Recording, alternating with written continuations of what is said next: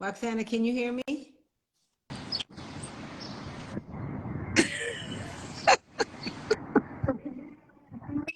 So can you Yes, hear me you and look see beautiful. Can me? you?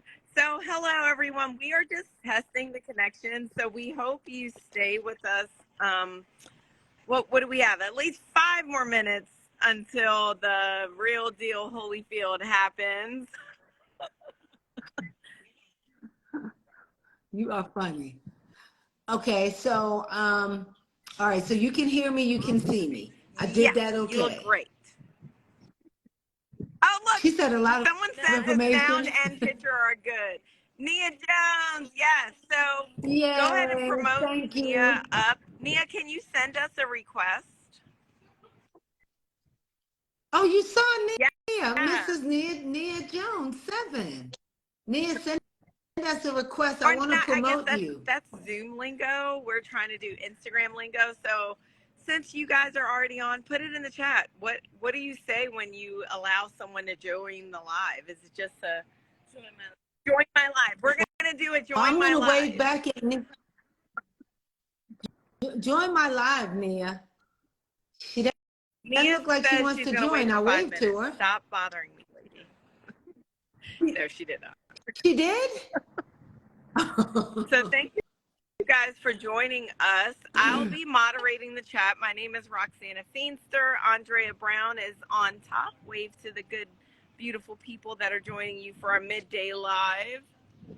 Nia Jones, we know you can hear us. Oh, she said she sent it, boss lady.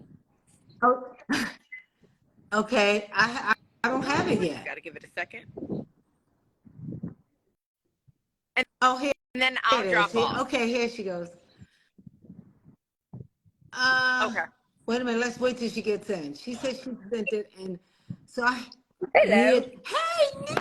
Hello. So Rox, we all 3 of us. So the governor While the Nia's on, lieutenant yep. governor can be with us while Nia is on. Nia, you look very nice. Excellent. So we were. Thank Nia, you. I like your hair. It looks very nice. That's my daughter, So my youngest. thank you, Tech. She was our tech. She was my tech And she was person today. also Everybody, bossing let's me. I just didn't be like honest. that. She, I was just trying to help make sure the live was going smoothly. You guys look great. Yeah. so that is funny. So we look Yeah. good. I think we have 5 more minutes. So Nia, you're perfect where you are. So Andrea, we've got a couple. if you just back up a little bit, that would be good. Just a little bit. Okay. Oh my God! Every time she Wait 1 second. don't move. Wait a minute. Yep, because that way your whole Back head. up. How's this? My whole Nia, I like your shirt. Nia, always wait a minute. Hold up. Like we're all supposed to be part of a team. Nia, wherever she is, and I should be better and I should be good. She always rocks her So branding. both of right? you are in Always. timeout because you're And supposed so, to have what? Your Women's Day T-shirt on. Well, Mm-hmm. our women, No I wore one mine told me 2 that. days in a T-shirt row. on. No one wants me to wear it again. I didn't know. Thank you. I didn't know. I started to wear it, but you can't can see see it. it Like if you want Nia, to. you can see You her can gear. back You up. can't see Fine, mine. I'll change before we go live. No, you're good. No, you're good. You're good.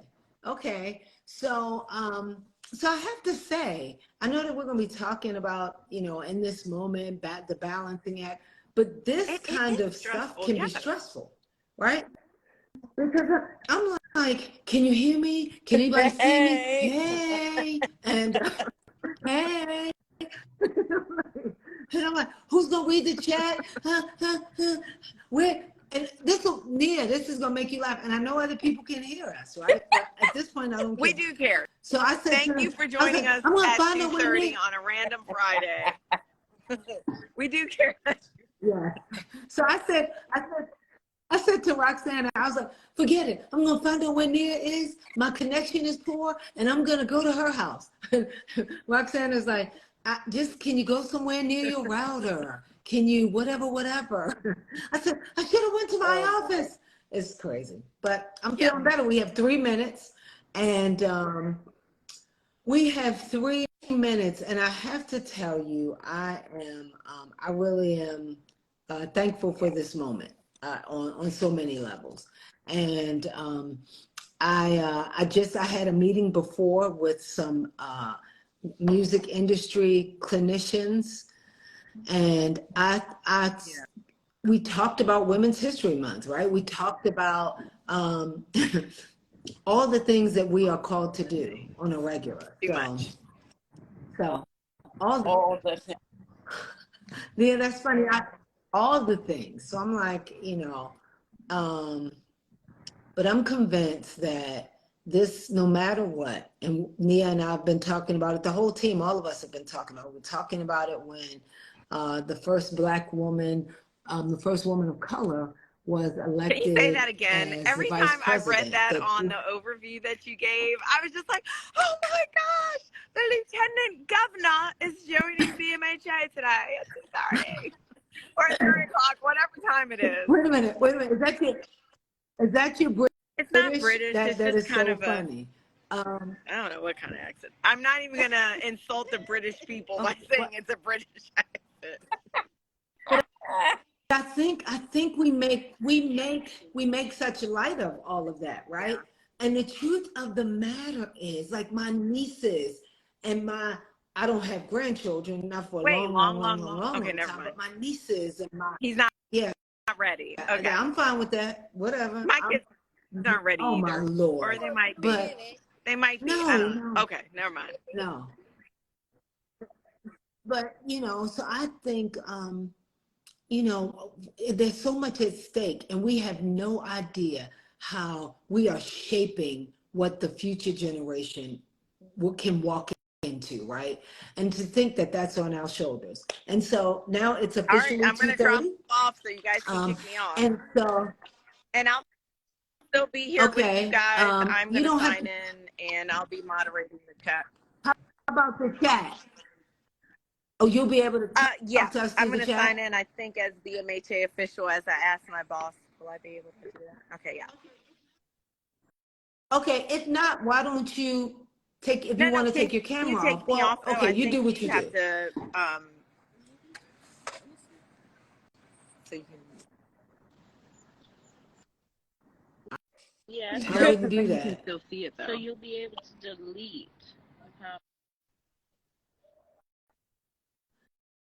Bear with us, everybody. We are working it out.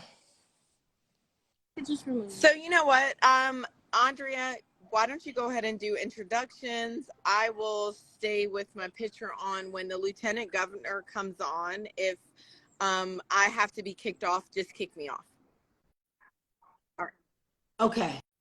All right. And okay, that's fine. So first of all, thank you so much. I know that many people started joining earlier when we were testing, but I am Andrea Brown, the Executive Director for the Black Mental Health Alliance, and I'm joined by my co-conspirator, but she's not a conspirator. my colleague and co-host in all things, right? Especially in this moment where we find ourselves, Nia Jones. And so welcome to our IG Live session on this last day of Women's History Month. And we want to be amazing stewards of your time. And we are here because we stand on the shoulders of great women, fearless women, courageous women who unapologetically, like you, unapologetically paved the way for us and for generations that will follow us. It's so funny. This is certainly not in our script, but from the back room to the boardroom, we are making our mark. We are change agents, influencers, and we hit the repeat on that. So today, Nia Jones, who is a licensed social worker, she's a senior consultant, and she's got a full life of her own. The two of us will discuss the importance of women finding balance in this moment, especially women of color. The stakes are high, and we've talked about that, and the pressure is tremendous. But before we go to the rest of that, I do want to say, for some odd reason, I'm not sure why or how, I thought about Fannie Lou Hamer this morning. And I think about her and others like her. We don't have to go back that far to see them, right? I think about the Henrietta Lacks. I think about all of these pioneers, and they didn't set out to be pioneers. They just set out to get what belonged to them. And so, so I can't say enough that one of the things that Fannie Lou Hamer said, and she's famous, this is one of her famous quotes, and she said, "I'm sick and tired of being sick and tired." And so, I wonder, when we get to that place, do we make change or do we just stand still? And so for a long time, I was a little discouraged because I thought that women weren't taking their rightful place. But I see, there's a new wave of activism that is on the horizon. There's a new wave of folk who are really letting their voice be heard and all of those kinds of good things. So, so again, really excited about that. Nia, you want to add anything? And should I be waving to people? I see people are waving back, but I don't want to touch anything. So I'm not being disrespectful. You should be I just don't waving want to to touch people. anything. On the, not will. physically, digitally Oh. waving to people. Okay, I wave back to you. No, nothing to Okay. add. Just super excited to be in this moment with you and with BMHA. And I feel like this is the first Women's History Month that has just been so large. I don't know what changed this year, but it just feel like it was, all the spotlight and attention and eyes were on us, and so it felt good. Yeah, it does. And so I'm glad you raised that. I want to close us out with a poem, but by Lucille Clifton, who was is this now deceased, was a poet and in her own right an activist. And I'm hoping that for anybody who joins us, at some point you look up her works, but more importantly, you would look up her, you look at her, you look at her YouTube channel of her doing her poem called My Hips. And I certainly won't do those. I won't do it today, but it is, she's sort of, just watching her do it, and she's, she is almost a flatliner, but she is serious about her hips. But, again, did that poem years ago when, there's some things we couldn't say or couldn't do or shouldn't say and shouldn't do. And so, but we're gonna go ahead and get started. I will say to folks, we will be joined a little later by our Lieutenant Governor, who will spend a few moments sharing her thoughts about the importance of mental health and wellness for women in power. And maybe she'll share a few tips and strategies for finding balance, even when all eyes are really on you. And we entitled that All Eyes on You because wherever you find yourself, all eyes are on you. It's so funny. I heard a lady talking about the pastor of a church, and she's like, he gets all the attention. And I was like, no, everybody's really looking at the first lady. Good, bad, or indifferent, right? They are watching the first lady. So no matter what, all eyes are on you. So if he gets in the pulpit and his tie is wrinkled, I promise you, all eyes are on you. And so no matter what we do, all eyes on us. Somebody shared a video where Meg Thee Stallion threw out the first pitch in Houston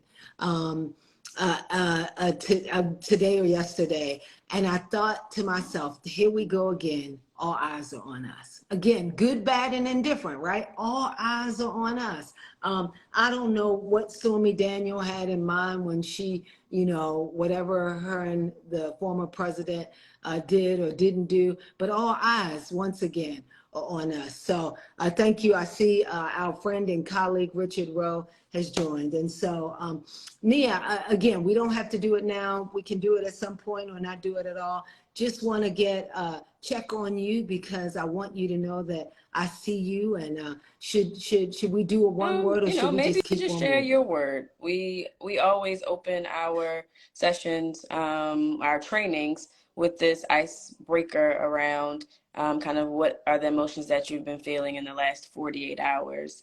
And so maybe the two of us can share, and then anybody that's on the live with us, kind of drop it in the chat.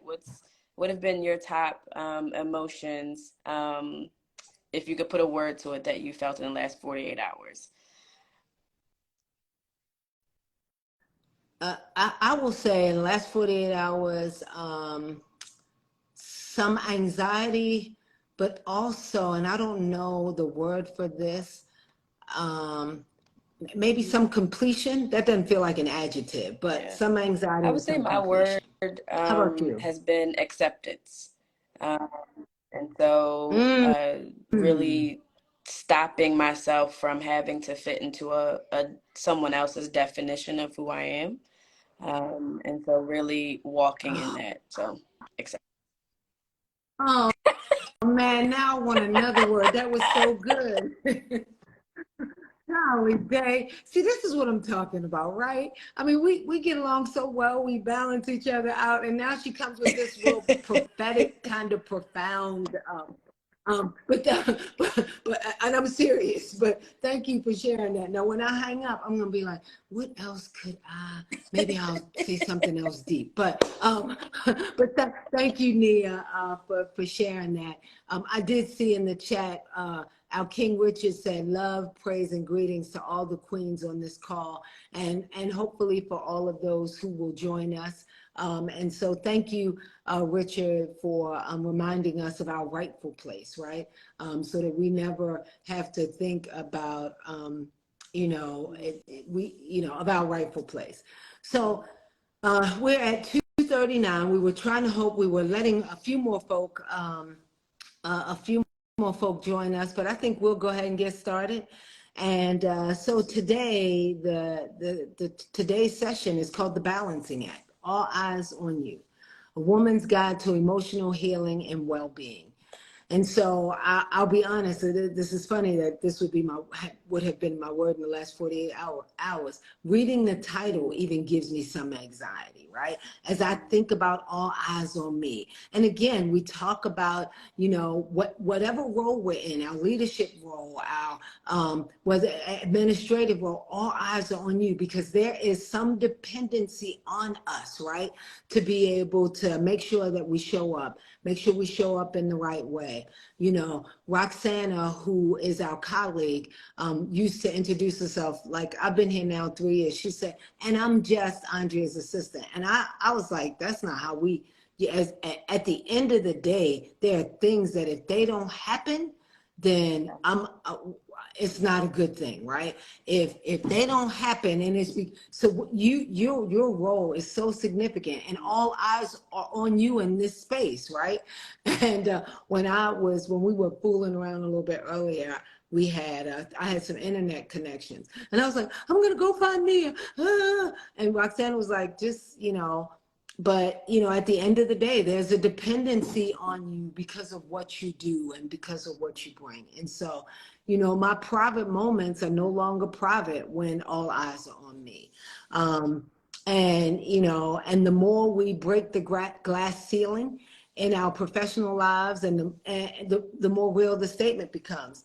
I was at a hair salon, don't laugh, I have hair, a couple of days ago, and the woman who cuts my hair, my barber, showed me a picture, and she said, did you see this? And it was a picture of Nia Nia was being interviewed the other day, and she said they called Nia Naya, and she said, and I said to her, she said, I was up and I heard her voice. She said, and I knew her voice, and I was like, oh my God. So she took several shots.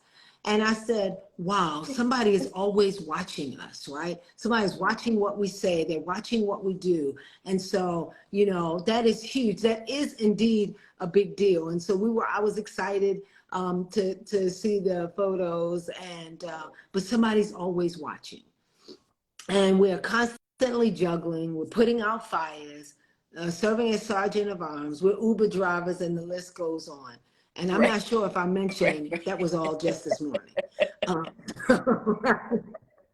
And so And so there are many critical components to balancing our lives. And so I'm hoping for a few moments we can share a few ways to begin to bring balance to our lives. And, Nia, in this space, I'd like, you to even just sort of share how the red flags that we need to be looking for. Roxana sent me an article a couple, probably about 2 months ago, about about women, especially women of color, and high functioning depression. And I thought to myself, high functioning depression, and how do we even recognize that? So what does that even look like? And so while you don't have to answer that, but I'd love to get your thoughts about how we how do we start to bring balance to our lives, and which ways can we recognize that So we're not in certainly balance? figuring out kind of like what's missing and taking that time to sit with yourself, because often we think of it as, well, I'm feeling imbalanced. Perhaps it's something physical, right? It could be. It could very well be that your diet is off, or you're not taking in enough water. It could also be spiritually. You're not having that time with God or with your higher power. It could be your physical, like being active, like that part of you is off. It could be, that intellectually you need to engage in some self-care. So you haven't been reading or studying or listening to a podcast or whatever that needs to look like for you, going back to school. It could also be creativity, right? It could be making things. It could be painting. It could be the way in which you dress yourself, or the colors that you've surrounded yourself with in your home, right? And so self-care and balancing kind of goes into all of those different places, the relationships that you have, not only with others, but with yourself. And so when we think about the totality, especially of being a woman, right, there is my favorite quote by Mr. Rowe is about how Black women always hold up the sky.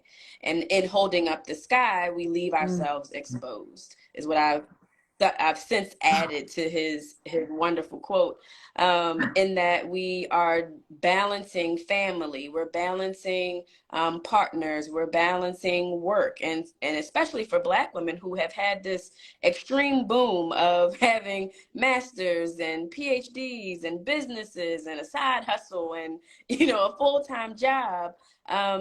There's so much to carry, and we find that we something always lacks, right? And often the space that lacks is ourselves. And so when you want to find that balancing act, first assessing what do we feel intrinsically is missing, right? So physically, mentally, emotionally, spiritually, creatively, and then adding those necessary pieces. And so when I am at optimal mental health and optimal self-care, not only is it expensive, right, but it is it's time consuming. It is, engaging with all parts of me. So I'm designing, I'm taking care of my diet, I am, spending time with my son, I am making sure that I work out and I get a massage and I do all of these things to feel good. But often the reality, especially in our communities, is that we don't have the time or the resources to do those things. And so then assessing, okay, what are those things that I can do, right? And then conversely, like, what things can I do that are low cost or no cost but make me feel better? And so what we're seeing now, especially in social media land, is this life of ease, right? Or wanting to feel life to feel simple, right? After we were fed hustle culture for years, right? At the start of the pandemic, everybody's like, hustle, hustle, hustle, hustle, work 4 and 5 jobs and do all these things, which I do, right? But now we're being fed, now your life should be easy. You should have a life of ease. And I agree. I certainly agree. But watch what you're being fed often, right? People have fed into you that you should do all of these things, hustle hard, work yourself to the bone. And now those very people that have a whole team around them 24/7, I don't have no team. It's just me and my son, right? And so those people that have a whole team around them, work themselves to the bone, now they're telling you that you should have a life of ease, and you should, right? But I think it's more about harmony right? And balance. And so balance to me is really kind of going like this. And are the scales, you know, balanced? Harmony is all of those things that we need to take care of: body, mind, spirit, family. Again, the creativity piece. All of those things should sing like a beautiful choir, right? In that, in making our lives then easy. Nia, let me just tell you. So first of all, thank you for that. Just almost felt like a mic drop, except I know you're not going to drop the mic. You're here.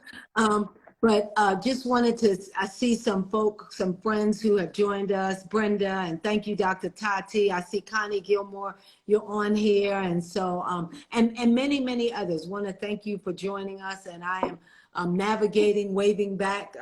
So I've been told not to put my hands up, but I can't resist the urge.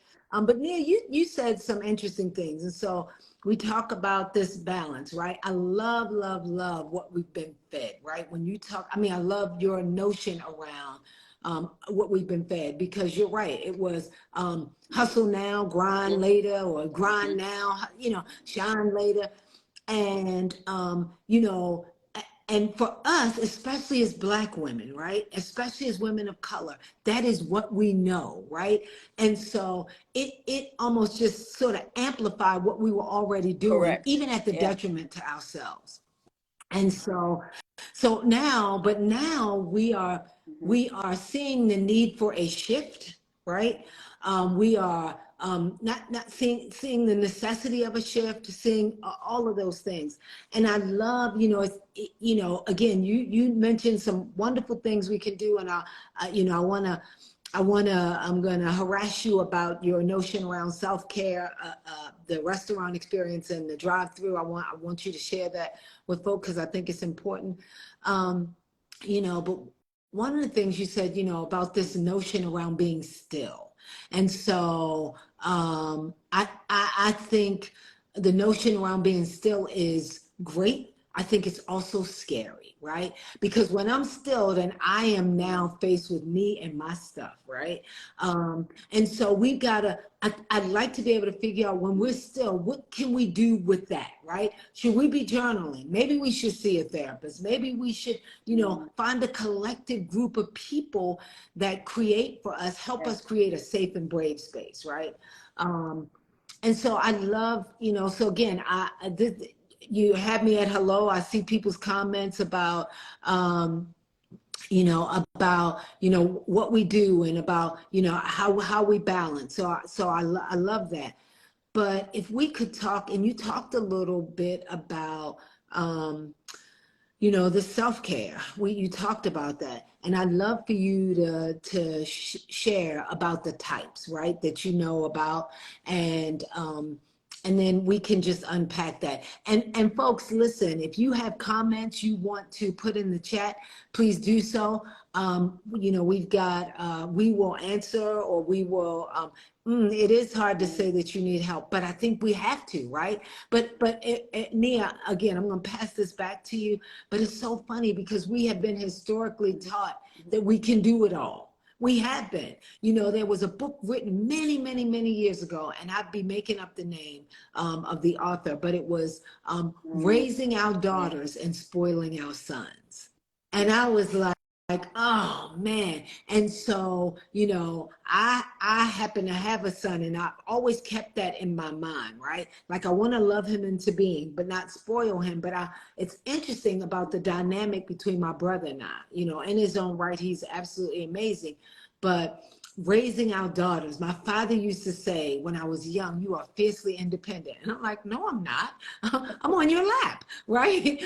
But that kind of thing. So so I just again, I wanted to, somebody mentioned in the chat about it's hard to say you need help, and I wanted to throw that out there. And I think part of it is because we've been taught not to ask for help. So you go, and then take us into your Absolutely. types So of I've always self-care. said that, especially for Black women, we the response of us not asking for help is truly a trauma response, in that someone let you down, right? Repeatedly. And so someone let Big Mama and Big Mama's mama down repeatedly. Nobody was coming to save us, right?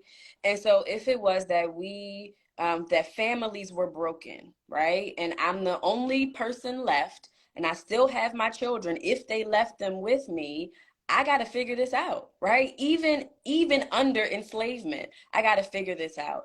And so all of that stays with us, right? Even to the year of our Lord 2023, and we find why do we keep, not saying that we need help? It usually starts with slavery. And so what I find is that if you've been continually let down, if you are the only person that can figure it out, if your family has been broken time and time again, and the person that was always head of household was the woman of the house, I'm not going to ask for help, because who am I going to turn to, right? I don't know. I don't know that life, Mm. right? Again, that the whole life of ease thing. A lot of those people got somebody else that they're leaning on, and we find it extremely difficult to ask for Mm. help. But it's necessary, because you only have limited time and two hands, and usually there's somebody that'll help you out. And so that's some other stuff you got to work through. But until you get there, right? Because I'm preaching to Yeah, no myself, doubt. right? Until we get there, we talk about self-care. And again, the pandemic helps to illuminate this concept of self-care that, quite honestly, is very European in approach. It is not something that we intrinsically do, right? Because if we're thinking about individuals who live on the continent, right, everything that impacts my brother or Mm. my sister also impacts me. And so I'm naturally going to make sure that everybody's okay. Not so much here, right? And so when we think about taking care of ourselves and really being able to turn away from what we're experiencing in life, right? Being able to say to myself, I'm going to resist doing extra work, right? Work ended at 5 o'clock. I'm going to take care of myself. That is an act of resistance. And so we always talk about Audre Lorde and her work of saying that, my self-care as a Black woman is an act of resistance, because I just talked about the fact that epigenetically, I don't know how to ask for help, right? And so When right. y'all hear that So word epigenetically, way deep down, and I don't she have no bad. idea where it came from, because 17 generations That's right. ago, somebody let somebody in my bloodline down, and now I'm the one that don't ask for help, and I have no idea why. Way deep down, right? And so when I think about self-care, I tell my clients all the time, or at least I used to when I was actively practicing, took a break, that there are two different types. So we talk about what I call fast food self-care. I loved, see that D on there, loved Chick-fil-A. I loved it, absolutely loved it. A good friend of mine calls it Christian chicken, right? And so Chick-fil-A is fast. Their lines are impeccable. Like, it could be 20,000 people in the line and they're gonna still get you out real quick, right? You place your order, you get your food. Usually they didn't even forget anything in your bag. You're on your way. Before you even get out of the drive-thru, you just started eating your French fries. You might have opened a Polynesian sauce and dipped a nugget, right? That is quick. It's meant to nourish you, but it's not going to last forever. It is a moment in time. You drove through, you didn't even get out of the car, right? So that is getting your hair done, getting your nails done, a massage every now and then, maybe putting your feet up and watching Netflix. I don't know, sometimes reading a book, right? That may not have had a whole lot of substance, but it was just something that you stepped away and you opened that book. Real quick, fast food. Conversely, if we're still using the concept of eating, and hilariously enough, I don't enjoy eating, and my example is food, but if we're in a restaurant, right? When we sit at a restaurant, we spend time. Last night, so I take my son out every Thursday for date night. And at the end of date night, he goes, "Man, we wasted all our time at date night." I was like, "Jason," because we got there at 6:15, but we didn't leave until 8 o'clock. So that is almost 2 hours of uninterrupted time that I spent with him. And so I use that example in that restaurant self-care is uninterrupted time. It is deeply personal. It is your cup is constantly being poured into, and I don't have to do it, right? There's somebody who comes along and helps me to fill up my cup, helps to make sure that I'm being taken care of. My food arrives. They ask me if I need anything else. That's the type of self-care that even if you're doing it for yourself, you're consistently checking in, you're journaling, you're going to therapy, you're experiencing those things on a regular basis, not your nails, not every 2 weeks. I love getting my nails done, but it's a little bit deeper than that. It's asking yourself those deeper questions. It's going to those courses. It's reading those self-help books that are helping you to be better, watching those YouTube videos, really digging deep, asking yourself, who am I, right? Like, all out of all the things that have happened to me, how have they shaped me? That is the restaurant self-care experience, in which we continually pour into ourselves, nurture ourselves, love on ourselves, not like Chick-fil-A. Love, love that. Love that. I love that. And I think what a great way, right? Honestly, for us to look at our lives, right? You know, how do I get the restaurant experience? You know, one of the things King Richard responded as you talked about his quote that you took. And one of the things that he said at the end, he said, balance requires being intentional about taking care of yourself first. And many of us have heard him say in staff meetings, wherever, he'll say, you know, when you get on a flight, I've been traveling more. I spent the time a few years back, I traveled all the time. Obviously, during the pandemic, many of us didn't travel, but my travel has resumed and it's picked up some. And so recently I was on a flight to Nashville, and I remember vividly one of the things that Richard said. And what he said was, make sure, because that's what the flight attendants tell us, if you are traveling with small children, make sure that you put your mask on first, should we need to make an emergency anything. And so, again, but for us, that's not what we do. And so that's not what we have historically done. And so a couple of things. So really excited, but I think the Lieutenant Governor has joined us. And so it looks like I waved at her. I'm trying to get her in. And so Roxana, is there something I need to be doing? It doesn't look like they've asked for an invitation. Again, I've waved at them, and so I'd like to invite her in. I know her time is limited. She is doing a drive-through experience with us. And so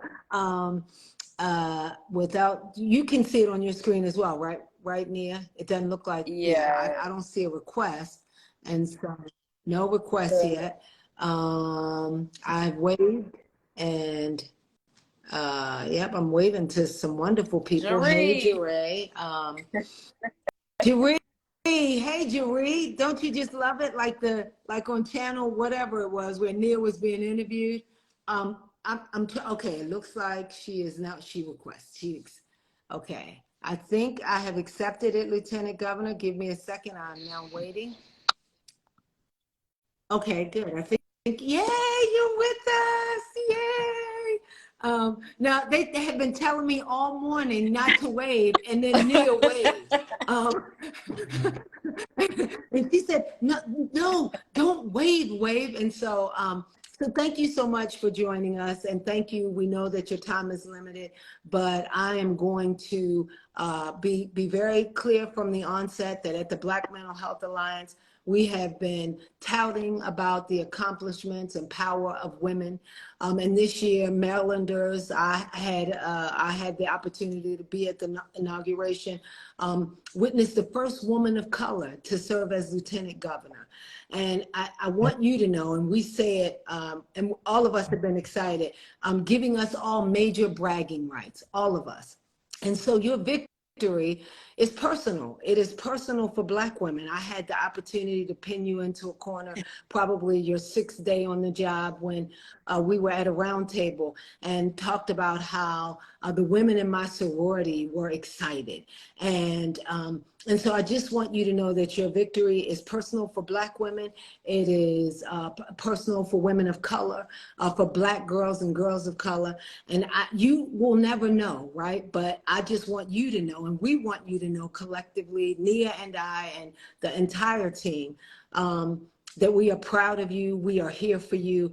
And it is personal for us. And so while we're excited about your individual accomplishments and all of our, and your, you know, our collective accomplishments, we often wonder about the balance, right? And the need for radical self-care for you in this moment. I've seen you move from car to place to this to that. I'm like, there she goes. She's out the corner now. There she is. And Nia was just talking about, you know, the self-care. She talked about the drive-through experience, and she talked about the restaurant experience, and how, you know, the restaurant experience is that which sustains us. And so just, you know, again, given the time that you have, what does self-care look like for you? And well, why first is it off, important? Andrea, Nia, and the entire Black Mental Health Alliance, thank you for having me. You mentioned that it's personal for all of you. Let me tell you, it is a great honor and personal for me to be able to represent women and women of color in this space. And Andrea, when I met you before and words with me, I mean, I literally was about to cry. In fact, I went running home and I told my husband what you had shared with me. So, you know, endearing to hear that. And, you know, that's what we need to talk more about, the sisterhood, and how we're all here supporting one another, right?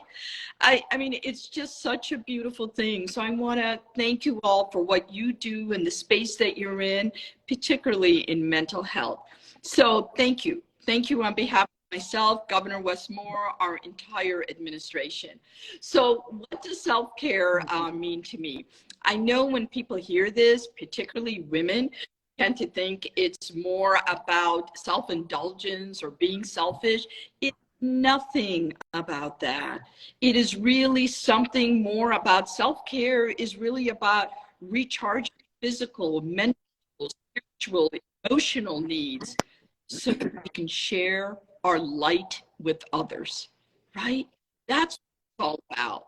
And I want women out there to know that this is not a selfish endeavor. This is a selfless endeavor, if anything. That's what it's about, that we shouldn't feel guilty about taking time off for ourselves and what it is that makes us feel good, right? Yes. Awesome. Oh my gosh. I think you're going to go right into Nia's space because we are voracious readers at the Black Mental Health Alliance. And so we're always, you know, what good book, but we have a affinity to authors, and Nia and I share a love for, a passion for Audre Lorde's work. And so I know that Nia's going to talk a little bit about, you know, the quote that she often uses. And so Nia, she almost walked right into to you with Absolutely, that. So that, you know, I'm actually off work today.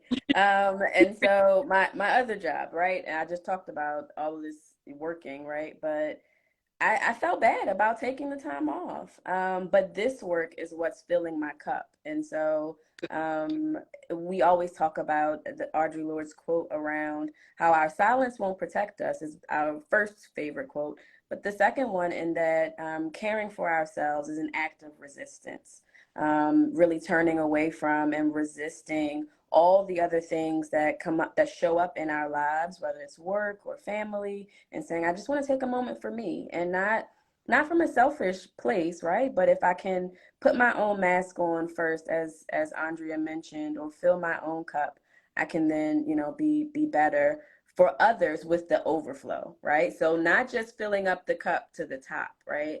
But letting it run over, and then people can drink from that space. That is so beautifully said. Thank you. she's a social worker poet.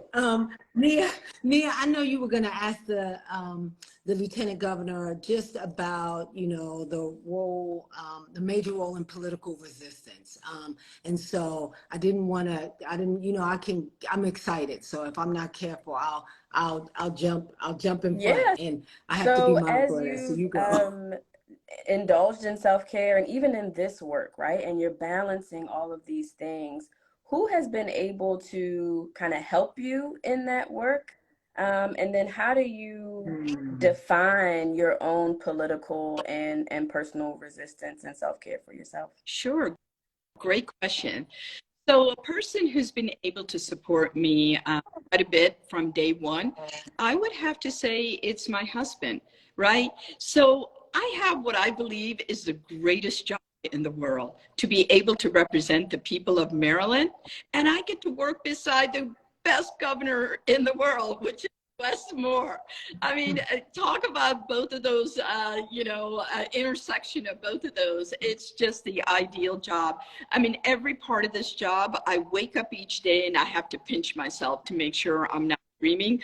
You wake up, you get to meet new people, you have experiences, you understand what so many people like you all are doing to build a Maryland that leaves no one behind. And that is so inspiring and empowering to be around individuals like you. But here's the thing, as exciting as my day is, day in and day out, none of it is real unless I download every second of it to my husband when I get home.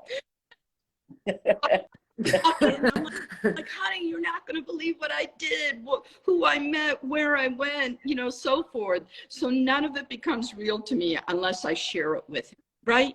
So I think that's a big part of it, to be able to share with your greatest confidant about, you know, who can look at you and hear it, and whether, you know, they want to give you guidance as you move further, or say, hey, you may want to tone it down a little bit, you know, next time you go here, whatever it may be. So he's been my greatest source of inspiration, solid foundation for me.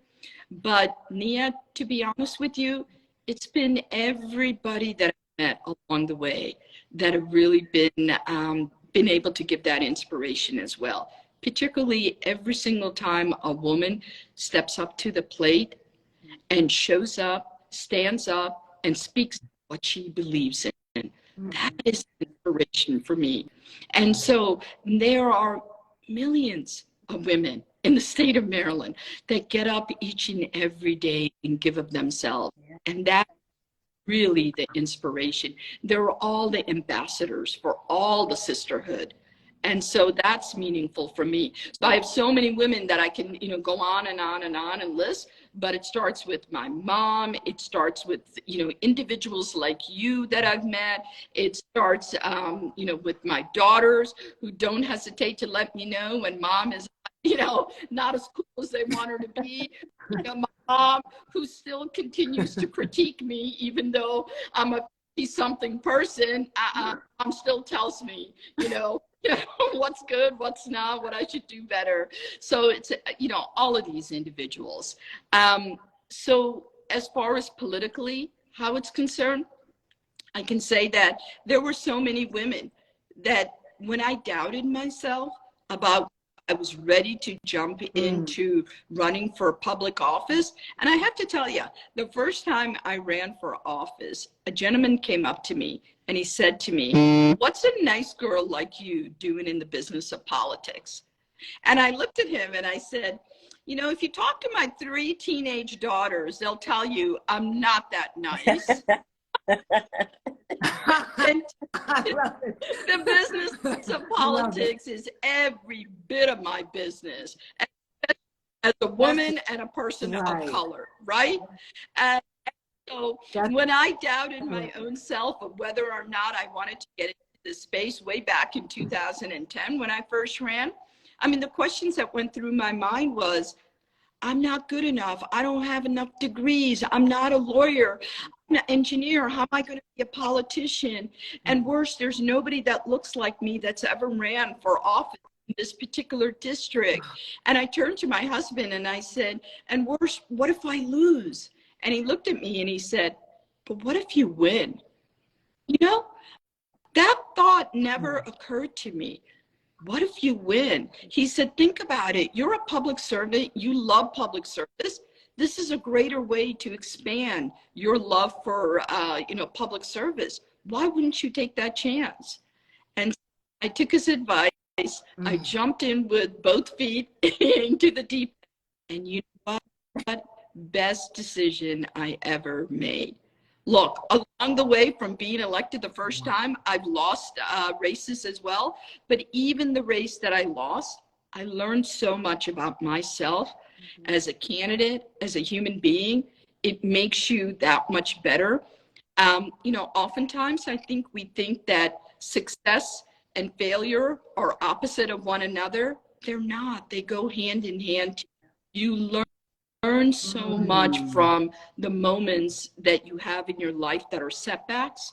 It makes you a better person and more grounded after you go through that experience and then you're ready to come out and take on the world.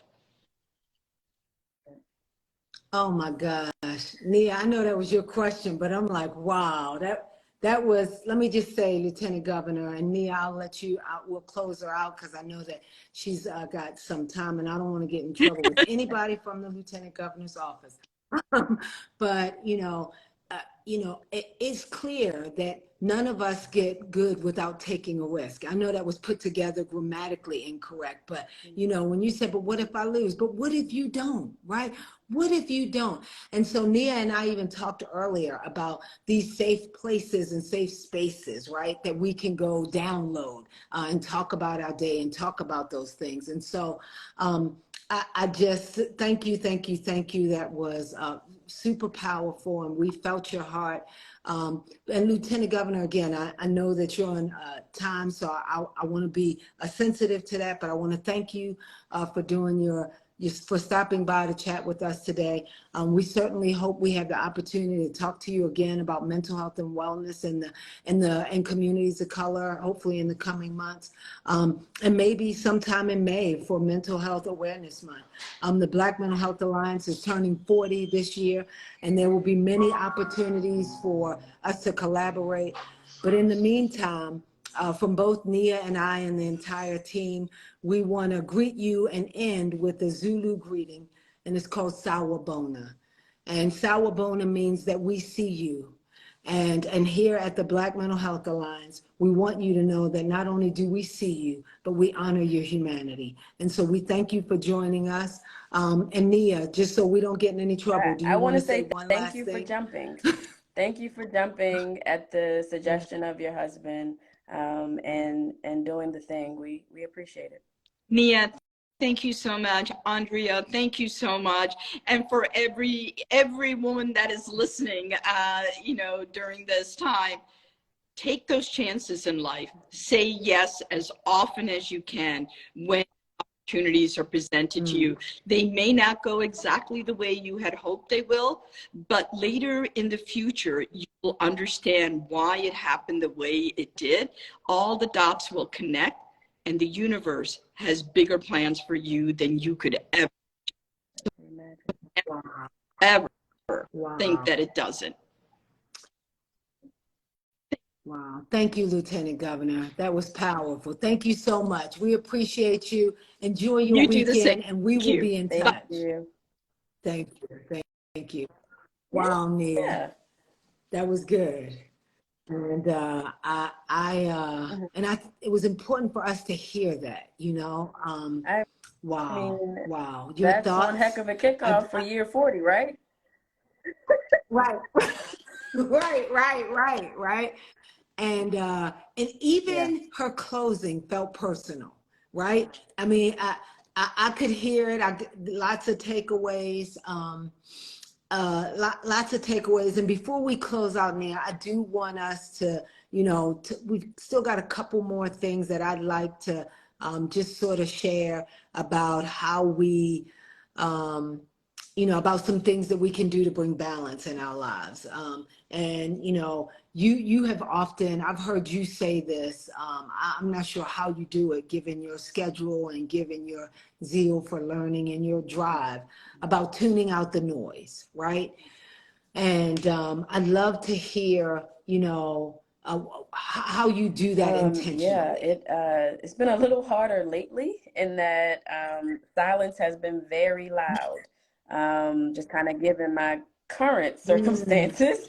But I turn off and turn away from whatever is causing thoughts that I don't want to think, right? And so if I ever have to turn off the noise, right, sometimes that might be the news.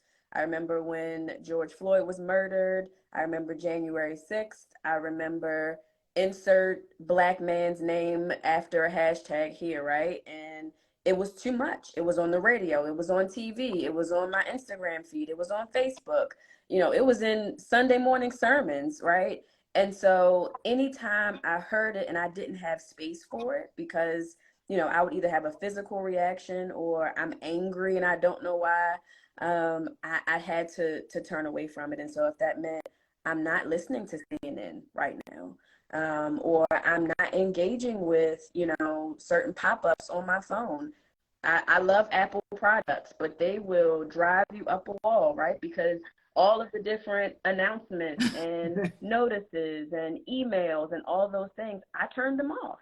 If I don't have space for it, I will turn off the noise. And when I'm ready to turn the volume back up, I'll enter that space again. So it sometimes it's turning off the notifications. Sometimes it's just turning off the news and turning on music from the 90s that gives me a great memory. Sometimes it is, you know, taking a nap. And recharging my battery to make sure that I'm able to continue to fight and, you know, hold up the sky as Mr. Rowe so eloquently states. Mm, mm, mm.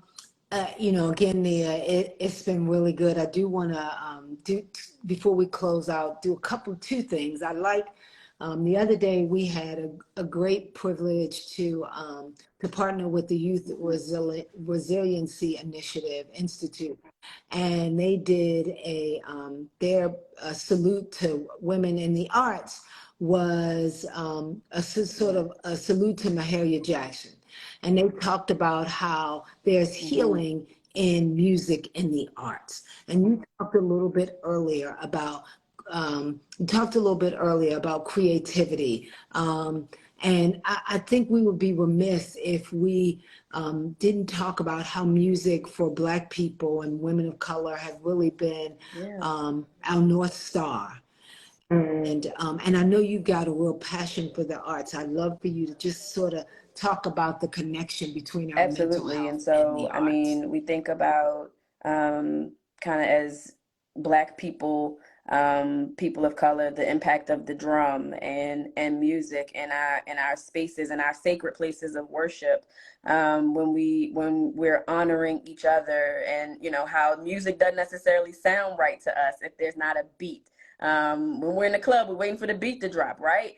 And so that has that connection to the heart. I honestly, you know, believe that having that drum beat is really like I can feel that, right? That honestly, when there are other people from other races and spaces, I don't think they feel it the same way that we do. And so music has a very unique place in our history and in our way of being, and how we communicate, right? So we think about Negro spirituals and the great hymns of the church. Some of them not necessarily written by Black people, but we've kind of taken them on and really, you know, been able to get through some things with those songs. And so music and the arts are very healing in that I've always said when I have a chance to create, that is the part of God that I'm able to really channel, right? The only being that can create, right, is the reason that if you believe in God, right, that He created humans and animals and vegetation and all these things, right? And so the fact that I get to sit down with paint or to sit down with beads or to sit down with, and some people are hairstylists, or I love expressing myself through my clothes. If I'm able to express myself through those colors, I'm really channeling the power of God in my daily life. And so making jewelry, painting, putting different colors Wow. together, whether it's in my hair or my clothes and my jewelry.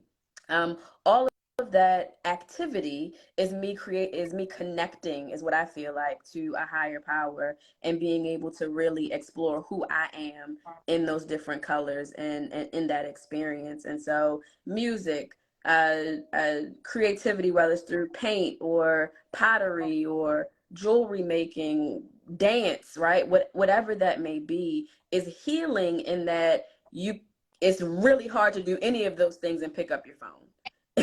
It's really hard to do any of those things well and be in a full-on argument with somebody, right? It's really hard to do any of those things well and have all kinds of negative thoughts flowing through your brain, because what are you doing? You're 100% focused in and pouring yourself into whatever it is that you are creating. And I think out of that, sometimes dark places, out of those, and sometimes good places, come some really beautiful experiences. And that's how we get songs that it's like, they're talking about exactly what I'm going through. How did they know, right? In that the human experience can be bottled up in those creative moments. And I think that it's completely powerful and life-changing for people that really fully engage with them. That's so powerful. Thank you for that. And somebody else said expressions as self-care and spirituality. And so, absolutely. And so, Nia, we talked about a little bit of everything from the beginning to now. And I would love for us, for some people who may have just jumped on and heard us say to the Lieutenant Governor Sawubona, the Zulu greeting, and so and you unpack that regularly for communities. You do it on a regular basis, and so I'd love for you to just sort of share the importance of women connecting to non-traditional. You talked about therapists, right? And so we got mad love for therapists, right? But I'd like to, we do. You're not gonna, that's none of that here. But I'd like for you to sort of talk a little bit about the importance of women connecting to non-traditional treatment modalities, whether that's circles, whether that's rites of passage. I'd love to see more young girls in rites of passage programs, right? I think that it can be life-changing. But I'd love to get your thought I think on that. so. What I know is that women build community, and so if we just kind of naturally build community, those spaces and places are going to just be naturally healing for us. And so oftentimes we talk about healing-centered engagement, and we talk about all these other options for healing and self-care, and it makes me think of the cookout, right? Where all of your aunties and your grandma are at a table and just kind of, shooting the breeze, for lack of a better term, right? But at some point, it turns into this opportunity for you to unpack and unwind and to really see yourself in your family members and in your friends. I think, honestly, for good, bad, or indifferent, Tyler Perry paints that picture very well in all of his movies, in that this experience of women around a table can be healing and life-changing, and sometimes can just expose some stuff that you've been trying to sweep underneath the carpet, right?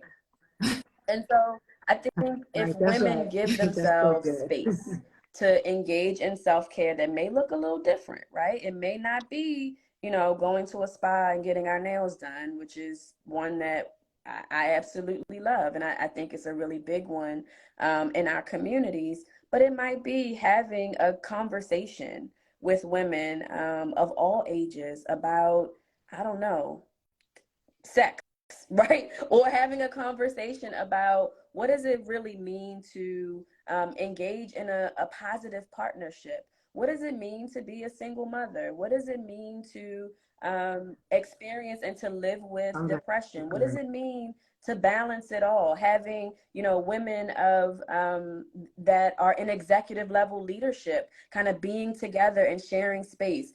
when you're with somebody, this is the reason that group therapy is so powerful. When you're with people that have the same lived experience as you see yourself in them.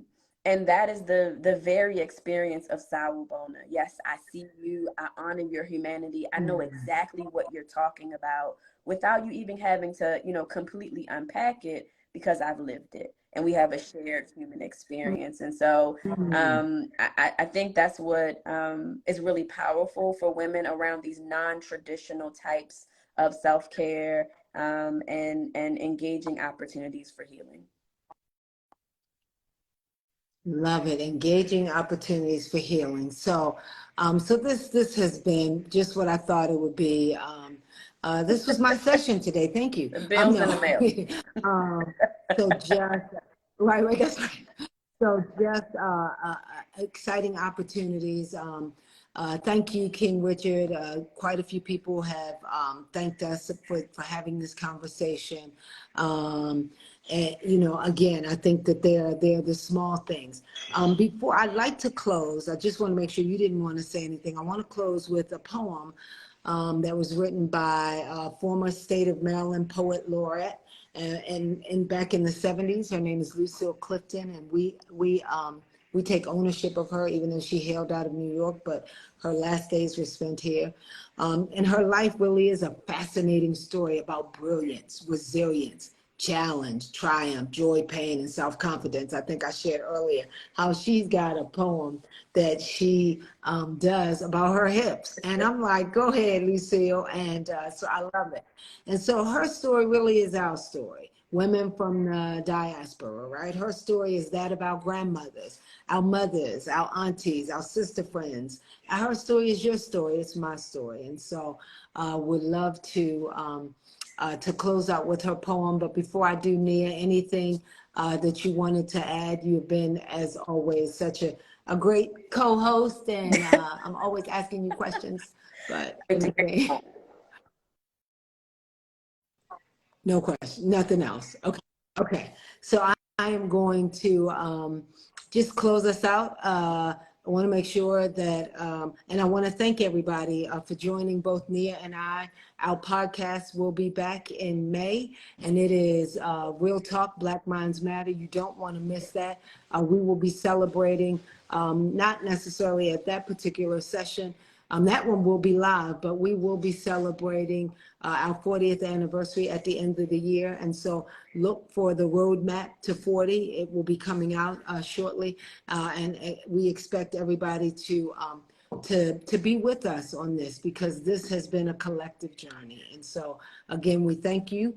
Look for the podcast, save the date. They're coming out, Real Talk, Black Minds Matter. And so the name of this poem is Won't You Celebrate With Me? And it says, won't you celebrate with me what I have shaped into, a kind of life? I had no model. I was born in Babylon, both non-white and woman. What did I see to be except myself? I made it up. Here on this bridge between starshine and clay, my one hand holding tight my other hand, come celebrate with me that every day something has tried to kill me and has failed. Come celebrate with me. And so happy Women's History Month to all of you, for those who couldn't join us and who wanted to, and for us who get to help shape future generations. We thank you and we celebrate you. Thank you so much, Nia, and thank you everyone for joining us. Let's see. Do we just drop off?